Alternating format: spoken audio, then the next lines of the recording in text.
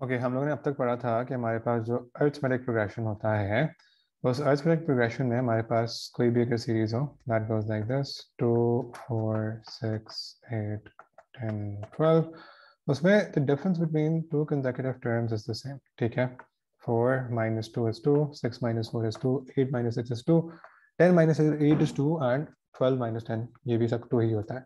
अगर हम लोग ज्योमेट्रिक प्रोग्रेशन की बात करें तो ज्योमेट्रिक प्रोग्रेशन में मेरे पास जो सीरीज होती है somewhat like this: 2 4 8 16 32 64 128. The ratio between two consecutive terms is the same। ठीक है, ज्योमेट्रिक प्रोग्रेशन में जो मेरा रेशो होता है दो कंसेक्यूटिव टर्म्स के बीच में वो सेम होता है। तो 4/2 करेंगे तो 2 आएगा, 8/4 करेंगे 2 आएगा, 16/8 करेंगे 2 आएगा। ठीक है, ओके। दो चीज़ें जो हमें याद रखनी है जब भी हम लोग ज्योमेट्रिक प्रोग्रेशन करेंगे वो तो है कि एक होती है फर्स्ट टर्म, ठीक है, which is represented by a first term which is represented by a, ठीक है, and the common ratio which is represented by r। ठीक है, कॉमन रेशियो को हम लोग r से रिप्रेजेंट करते हैं। कॉमन रेशियो क्या होता है? कॉमन रेशियो होता है next term divided by the previous term. ठीक है, जो मेरे पास अगली टर्म है उसको पिछली टर्म से डिवाइड करना है, अगली टर्म को पिछली टर्म से डिवाइड करना है, अगली को पिछली से डिवाइड करना है। एक चीज आप याद रखिएगा कि आपके पास कॉमन रेशियो हमेशा सेम आएगा। ठीक है, common ratio between two consecutive terms for a geometric progression would always be the same। ठीक है, for this particular example the value of the common ratio is 16/8 ले लें या 4/2 ले लें, आपकी मर्जी है। 16/8 ले लें, ठीक है, that would come out as 2। अब बात करते हैं कॉमन रेशियो की। कॉमन रेशियो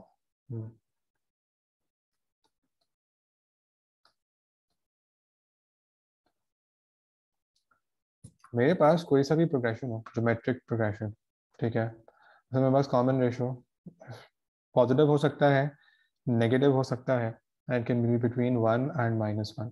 हम लोग तीनों कंडीशंस डिस्कस करेंगे। तो if the common ratio is positive, ठीक है, if R is positive, common ratio को आर से रिप्रेजेंट करते हैं, तो इफ आर इज पॉजिटिव तो क्या होगा?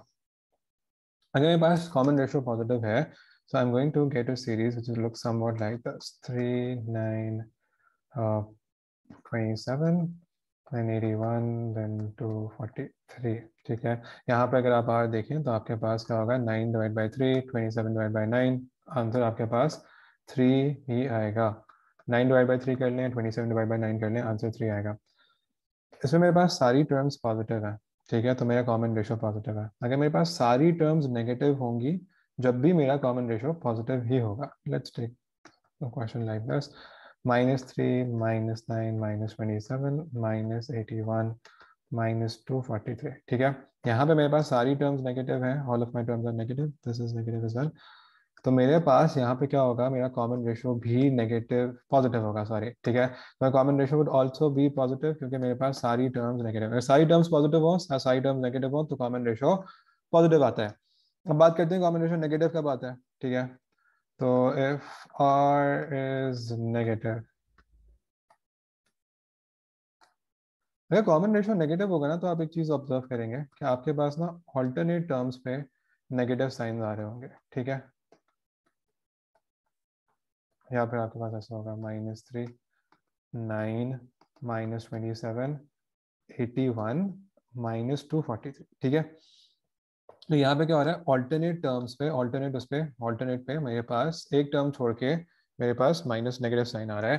ठीक है, तो इसमें मेरे पास my common ratio would be negative.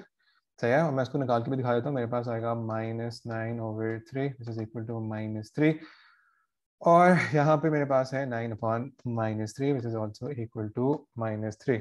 ठीक है, तो तीसरी चीज़ मुझे डिस्कस करनी है वो है कि मेरा जब कॉमन रेशियो हो बिटवीन 1 एंड -1। ठीक है, द कॉमन रेशियो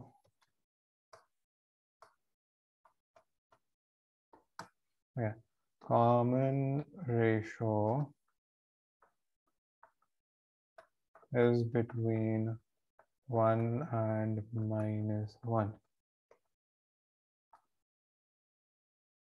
ओके, अगर मेरा कॉमन रेशियो 1 और -1 के बीच में हो, यानी मैं कहना चाह रहा हूँ कि मेरे पास r की वैल्यू इज बिटवीन 1 एंड -1। ठीक है, तो एक एग्जांपल लेते हैं कि मेरे पास let's take the common ratio as half. Half 1 और -1 के बीच में ही होगा ना, ठीक है। कॉमन रेशियो को हाफ लेके दिखता है और कोई एक स्टार्टिंग नंबर ले लेते हैं and let's take that as 20, ठीक है। स्टार्टिंग नंबर को 20 ले लेते हैं। तो मेरे पास जो नेक्स्ट टर्म होगी that would be 20 multiplied by half multiplied by the common ratio, which would be 10. Then the next term would be 5. The next one would be 5/2. फिर 5/4 हो जाएगी, फिर 5/8, then 5/16, and then it will go on like this. अब एक time ऐसा आएगा, हम लोग एक चीज़ इसमें ऑब्जर्व कर रहे हैं कि हमारे पास जो वैल्यू है, जो नेक्स्ट वैल्यू है वो प्रीवियस वैल्यू से छोटी है, ठीक है। 10 20 से छोटा है, 5 10 से छोटा है, 5/2 5 से छोटा है, ठीक है। तो मैं आगे जाता जा रहा हूँ, मेरी टर्म की वैल्यू छोटी होती जा रही है, ठीक है। तो there will be a time जब मेरे पास वैल्यू इतनी छोटी होना शुरू हो जाएगी कि वो 0 से करीब हो जाएगी, ठीक है। बस इतनी छोटी वैल्यू आना शुरू हो जाएगी that it would be very close to 0।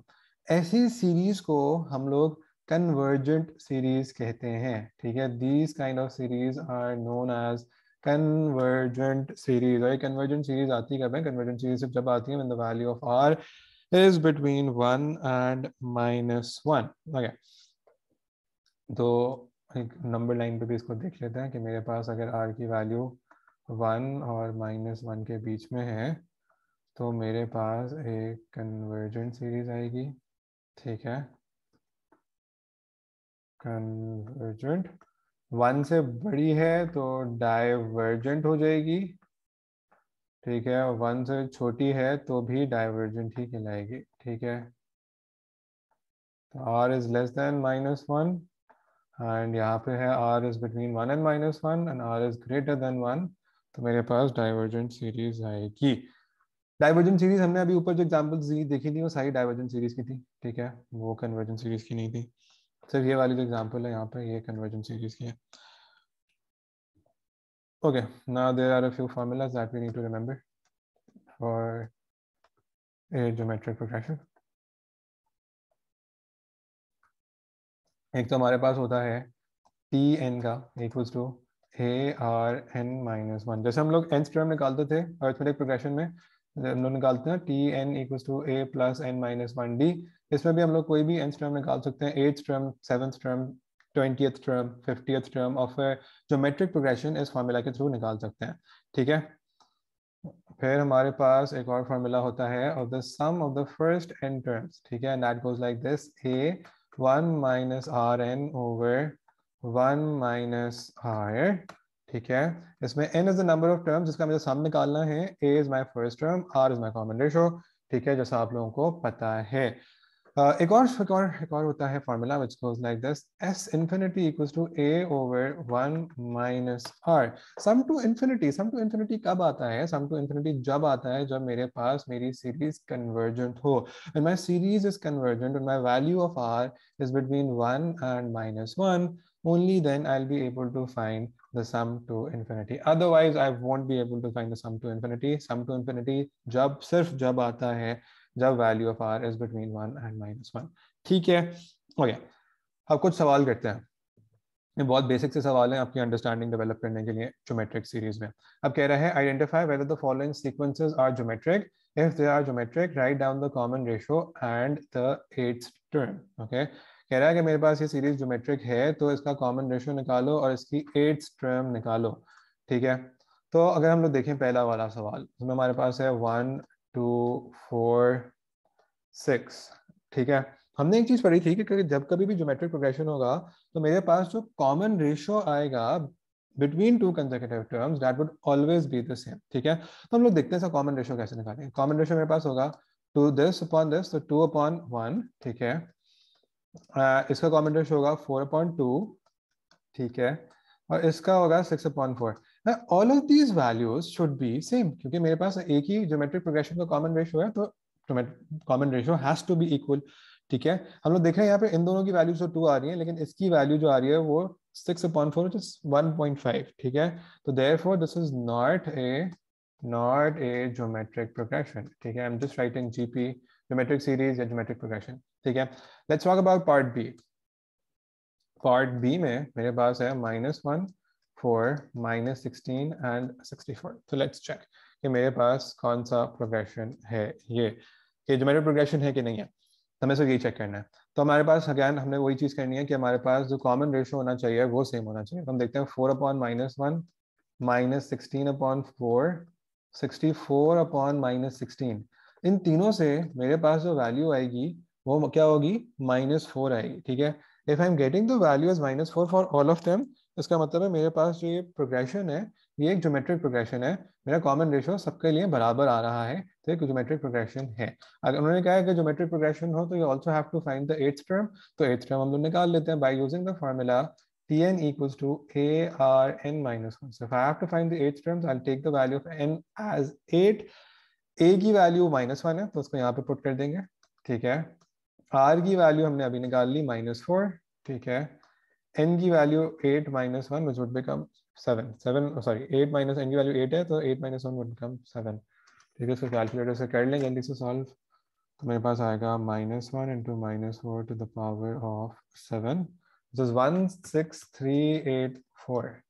ठीक है, this is your eighth term। Let's talk about part C।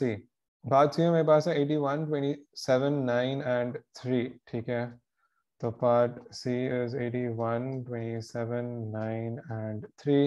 तो आप यहाँ पे कॉमन रेशो निकाल के देखें तो आपके पास 27/81, 9/27, 9/27, 3/9। तो 81/27/81 क्या होता है, 27/81 is 1/3, 9/27 is also 1/3 and 3/9 is also 1/3। ठीक है, तीनों से मेरे पास आंसर सेम आ रहा है, इसका मतलब है मेरे पास ये ज्योमेट्रिक सीरीज है। ठीक है, दिस इज ज्योमेट्रिक सीरीज। हमें उसके बाद क्या करना था, हमें बता दिया कि ज्योमेट्रिक सीरीज है, ज्योमेट्रिक प्रोग्रेशन है, और उसके बाद हमें एथ टर्म निकालनी है। एथ टर्म के लिए अगेन वही फॉर्मूला यूज करेंगे जो हमने ऊपर यूज किया था, ARn - 1। My first term over here is 81। ठीक है, the value of the common ratio is 1/3। ठीक है, and the value of n is 8, तो 8 - 1 is 7। तो इसको कर लेते हैं, तो 81 power 7, my answer is coming out as 1/27। एक चीज आप लोग यहाँ पे नोटिस करेंगे, since your value is decreasing, ठीक है, अगली वाली पिछली वाली अगली वाली वैल्यू पिछली वाली वैल्यू से छोटी है। मेरे पास जो r आ रहा है that is 1/3। ठीक है, it is between 1 and -1। ठीक है, this series would be known as a convergent series, और इस सीरीज का sum to infinity भी निकल सकता है। convergent series का sum to infinity निकलते हैं। ठीक है, तो ये आप ट्राई कर लीजिएगा पार्ट डी में बस सिंपल सा है, this is not a geometric progression. अगर आप देखेंगे तो आप डिवाइड करें इसको, इस टर्म को इस वाली टर्म के साथ, since 11 is a common fraction you don't need to divide 11 again and again, तो you can simply write r equals to 3/2। ठीक है, कॉमा 5/3, कॉमा 8/5। तो आपको क्या चीज़ नजर आ रही है कि all of these three fractions they are not equal to each other, since they are not equal to each other my this progression would not be a geometric progression। ठीक है, let's talk about part E and F। ठीक है, तो part E की अगर बात करें तो हमारे पास क्या है यहाँ पे, okay, so for part E I have 2, 0.4, 0.08 and 0.16। ठीक है, इसको देखते हैं, इसका कॉमन रेशियो देखते हैं। तो मेरे पास क्या कॉमन रेशियो सेम आ रहा है, 0.4/2, 0.08/0.4 and I have 0.16/0.08। इसको निकालते हैं जल्दी से। 0.4 डिवाइड बाई 2 is 0.2। ठीक है, 0.08 डिवाइड बाई 0.4 is 0.2 अगैन। ठीक है, एंड 0.16 डिवाइड बाई 0.08 क्या होता है, 0.16 डिवाइड बाई 0.08 is 2। ठीक है, so this is not a geometric progression. ठीक है, ये मेरे पास एक ज्योमेट्रिक प्रोग्रेशन नहीं है। ठीक है, क्योंकि मेरे पास कॉमन रेशियोज बराबर नहीं आ रहे। सिंपली से नॉट ए ज्योमेट्रिक प्रोग्रेशन।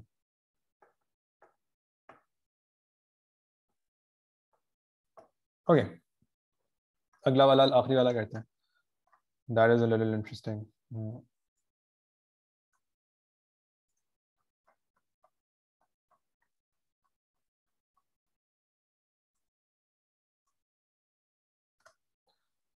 तो मेरे पास है यहाँ पे -5, 5, -5, 5। ठीक है, आपको एक चीज नजर आ रही है कि आपके पास नेगेटिव साइंस ऑल्टरनेट कर रहे हैं, but all of these values are 5। तो would this be a geometric progression? Let's check। Geometric progression के लिए हमारे पास कंडीशन क्या होती है कि हमारे पास जो कॉमन रेशियो होना चाहिए वो सेम होना चाहिए। तो 5/-5 -5/5 and 5/-5, all of them give me the answer as -1 and -1। ठीक है, तो ये मेरे पास ज्योमेट्रिक प्रोग्रेशन है। ठीक है, नेगेटिव ज्योमेट्रिक प्रोग्रेशन है, नेगेटिव है इस वजह से हमें नजर आ रहा है कि हमारे पास जो नेगेटिव्स हैं वो ऑल्टरनेट कर रहे हैं। ठीक है, अब जगह ज्योमेट्रिक प्रोग्रेशन होगा तो हम लोगों को क्या करना है, इसमें एट्थ टर्म निकालनी है। तो एट्थ टर्म निकालने के लिए वही फार्मूला लगाएंगे, Tn equals to ARn-1। The first term is -5। ठीक है, my value of r is -1 और इसमें n-1 will become 7। तो ये हो जाएगा -5 इंटू -1। जब कभी भी मेरे पास नेगेटिव पे ऑड पावर होती है तो मेरे पास आंसर नेगेटिव ही आता है। तो -5 इंटू -1 वुड बिकम +5। तो my eighth term would be 5। ठीक है, in the next video we are going to solve a few past paper questions, तो वो भी देख लीजिएगा। ओके।